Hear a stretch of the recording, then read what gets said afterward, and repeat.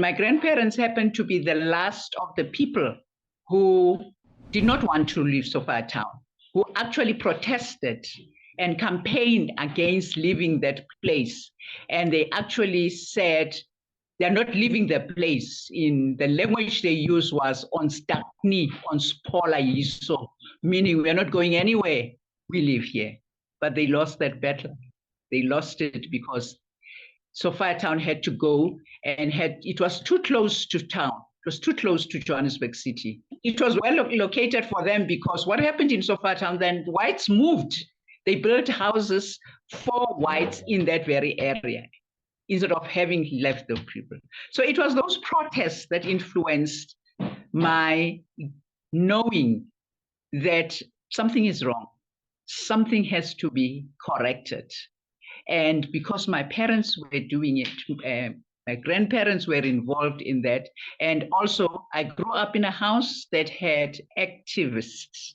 My paternal uncle, brother to my father, ended up on Rife Islands after the 62 Rivonia trials and so forth, and served a long period there.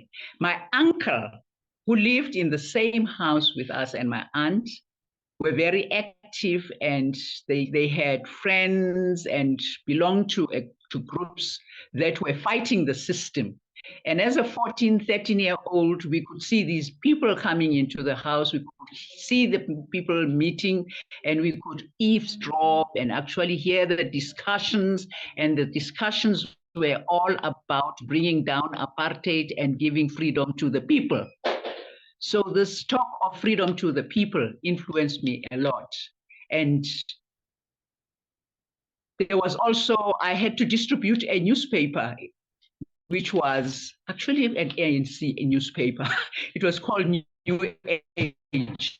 Every morning, I had to run around in the community distributing this. And of course, I also took time to read the contents of this newspaper. And they were all about the struggle, Black people having to struggle to liberate themselves.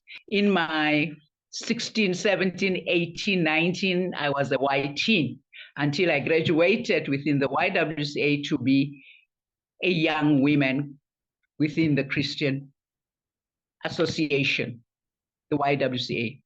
As much as it had that Christian connotation, that Christian tag, it was more about looking at the lives of people around. The women who were in that group, the elder women, older than the ones I'll be mentioning just now, they started off by looking at what was happening around. The men had come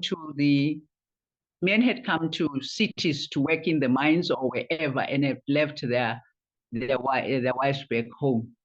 And the YWCA started groups of women to teach them how to sew, to teach them how to cook, to talk to them about their lives and so forth. That in itself was conscientizing them, bringing them awareness that some of the things you are undergoing are wrong. And people knew they were wrong, but people's mouths were shut. And it was a way of saying, you have a mouth, speak for yourself. Nobody's going to speak for you. As much as there are organizations that are speaking for you, but you need in your own area to speak for yourself. So that was the YWCA. And there I met women like the late Ellen Kuzwayo, who was one of the first parliamentarians. She was my greatest mentor. When I was at the Y, she was director, she was the general secretary of our group in Soweto. There were the Joyce Rockets, Piliso, who later was in the Gender Commission and many other organizations, women who worked in the South African Council of Churches, who influenced me. But Mama Tutu was one of those that really held me by hand, and put me right in the midst of all this. And of course, not forgetting my mother. My mother, who was a domestic worker, was a very vocal domestic worker. I'm sure that's why I landed up in the arena of organizing domestic workers. My mother, we had all these stories about domestic workers, how domestic workers were treated and how, life was. And we always wondered, why don't we see her on a regular basis? She wanted to put a plate of food for us on the table and educate us. The project of the Institute of Race Relations, the first ever project in terms of domestic workers. And the national director was Leah Normalizo Tutu. She was the director nationally. It was KZN, the Durban side, that had this, what we call DWEP. There was Cape Town DWEP. There was Johannesburg DWEP. So DWEP was started to organize domestic workers, to work with domestic workers, to bring awareness on the issues that really affected them, because we could hear the complaints that we're not getting offs. We only off once a month. We don't see our children.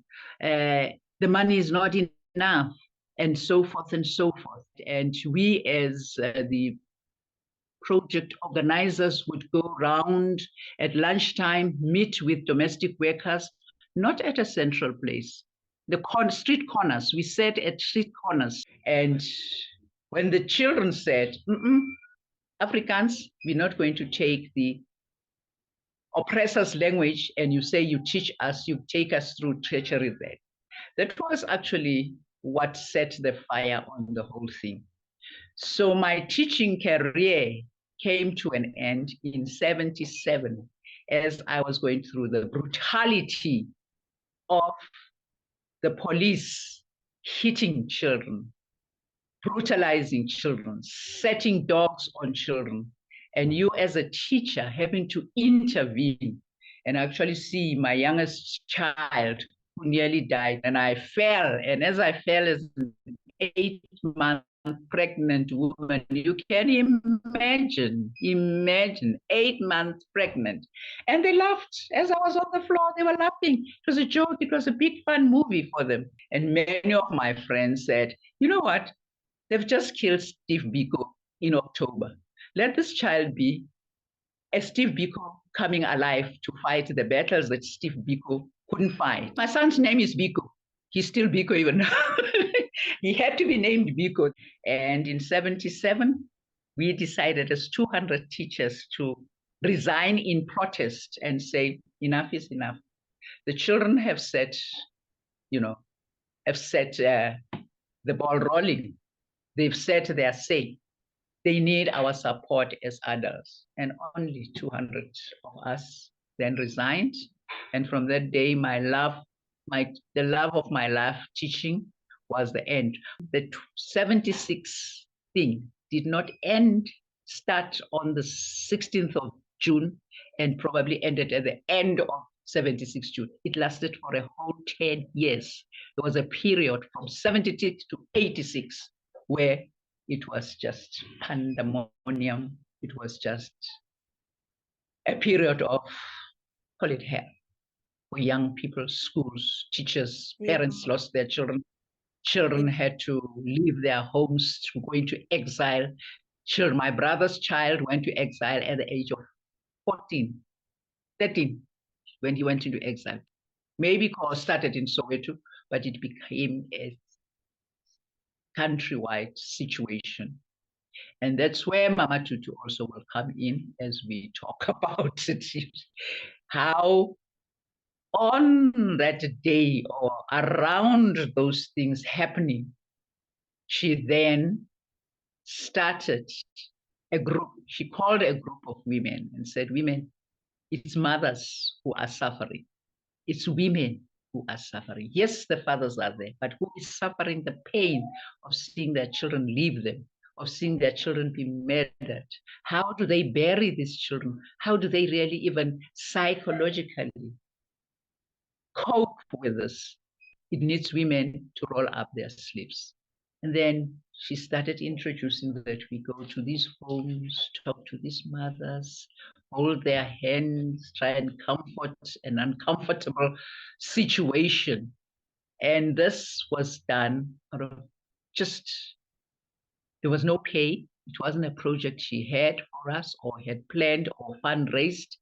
It was you as women having to fork out of your pockets, take something from your homes if you had, to that woman who's now left with 6 children, the one gone and she doesn't know where, or the one at mortuary, having to go and help look for those children. So that's how a group of women, which she later called Be United, started. It started as a support group for the women who were victims of who lost their children in some way or the other in the 1976 thing. The role of mothers, the role of women has been underplayed when it comes to the Soweto upheavals. Women opened their gates, women opened their houses, hid children. When police came and said, we saw those children running into the yard, the woman would stand at the gate and said, not in my yard. I nearly forgot something which you must know, which is very interesting. How Mama Tutu would be something different from what you'd expect. There was an incident when the apartheid government wanted to give Soweto a Kurano. He was the minister of something. And they wanted to give him the freedom of Soweto. And Mama Tutu and the Sorokas, the Ratebes, the Nonia Rampomane, the Diana Mavuso, who most were your YWCA members, and Emma Mashinini, who was a trade unionist and so forth, went to this event. And we all went, and Mama Tutu said, you know what? Let's arm ourselves. Let's arm ourselves. I know how we can provide our own weaponry on this. Buy lots of Vaseline, buy lots of Vicks, and I'll get all the newspapers that are in my house, and you'd roll them, and match. And when they throw, you know what the tear gas did? It used to bite your face and sting you. Yeah. And when they do that, with Vaseline and Vicks, it will minimize the sting. It will be there. But when it really gets bad, then the newspapers will be banned and will move them around to kill that. Yes. Because I resigned in protest in 77, I never got to go back. And anyway, I didn't even want to go back. So I got myself in other jobs, work that developed me. And I don't regret for having been in the type of work that later came my way. I don't think I'd be the type of person if I'd remained in teaching